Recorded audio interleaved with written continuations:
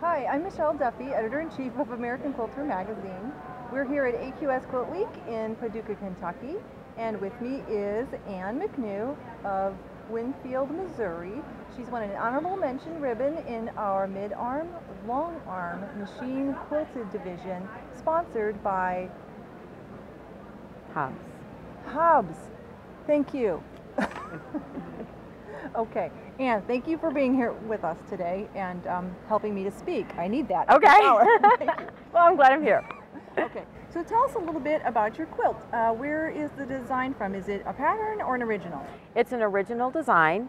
I've always wanted to do a hoe cloth, so this is my first hoe cloth, and I've always wanted to do a quilt in the round where every round was quilted differently.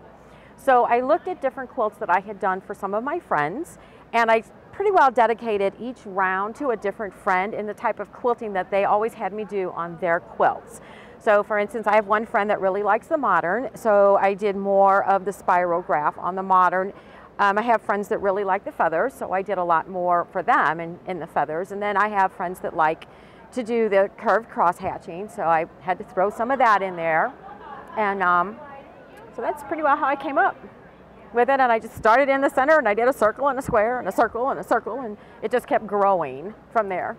So are you saying that you started with one idea and just kept adding to it? Pretty much. Did you know where it would end? Not really. Well, I knew it would end at 85 inches because I didn't want to go any bigger than that. But yeah, I pretty well just kind of did the center one and then said, oh, well, let's put a square on the outside of that, and then we'll put a circle, and just kept getting bigger and bigger, and oh, let me see what else I can do. And so I tried to, mirror some of the things where some of the feathers from one end to the other were the same when it got into the hearts. I see a lot of really intricate work here. How long have you been quilting?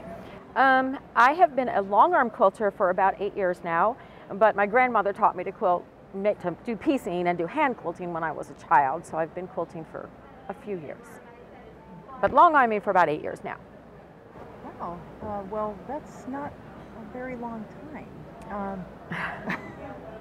It's always amazing to me when I see a quilt like this and then I say, how long have you been quilting? And it's less than 10 years. That just is amazing to me because I've been quilting for more than double that, and there is no way that my quilting could come close to this. So well, thank you. Always stand in It's awe. practice. Just practice, and I love to just go out there and play. I see a design somewhere and I think, oh, how can I quilt that? And if I can make it small, the smaller I can make it, the happier I am, because I really like the little tiny micro I can't quilting. believe how small those little things are. It's amazing. Okay, now what about your thread color choices? This would be an entirely different quilt if it were all white thread. I really wanted the different elements to show and to stand out, and so that they were totally separate, so that each round looked like it was, although the quilt was coordinated, but each round looked like a totally separate motif in itself. So I just decided, I started playing with thread colors, and okay, well, I got blue here, well, let's do gold, let's throw gold in next. And then, well, I haven't used red yet, so we'll throw red in. So it was kind of a random color choice. Well, it comes together beautifully. Thank you. Are there any, have you worked with metallic threads? How do you feel about the metallic threads, especially on the size of the stippling that you're doing here? Have you I actually have used metallics, and I do like metallics, but there's no metallics on this. This is all strictly the Glide thread by Filtech. And I love their thread. I have no tension problems or anything with their thread, and it has a nice shine to it, so it does give that little bit of a metallic look to it. Okay. Yeah, I saw that in here, and that's where that question kind of came from. So, out of curiosity, how many hours would you estimate it? I know exactly because I timed it. I have, well, almost 300 hours of quilting time, not including any design time. That's strictly the quilting time.